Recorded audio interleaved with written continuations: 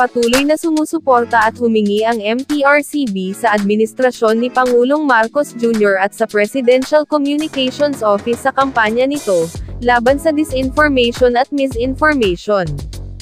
Naniniwala kami na dapat nang wakasan ang fake news, at hayaan na ang katotohanan ang maghari. Hindi pinangalanan kung sino ba ang personalidad na tinutukoy ng MTRCB, sa babala, ngunit nahinuhan ng marami na iyon ay ang pangunahing host ng It's Showtime na si Vice Ganda.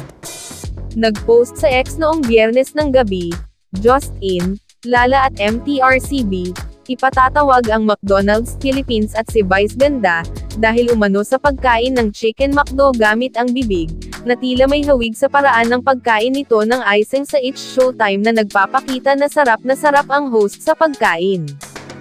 Sanay naman ang mga tao sa fake news, kaya hindi na dapat pag-aksayahan ng panahong maglabas pa ng statement, o press release dahil lang sa isang obvious na fake news. Ang daming walang magawa kaya may panahon silang pagtripan ang gusto nilang pagtripan.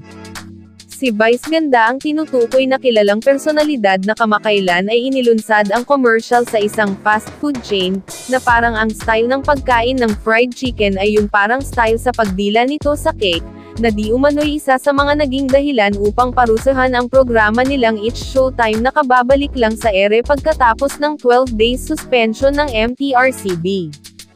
Dahil nga sa binasura ng MTRCB noon ang motions for reconsideration ng ABS-CBN Corporation at ng GMA Network Incorporated, ang susunod na hakbang di umano ng programa ay umapela sa Office of the President. Ngunit tinanggihan na ito ng Showtime, at ginalang at sinunod nito ang desisyon na patawan ng suspensyon ang nasabing programa.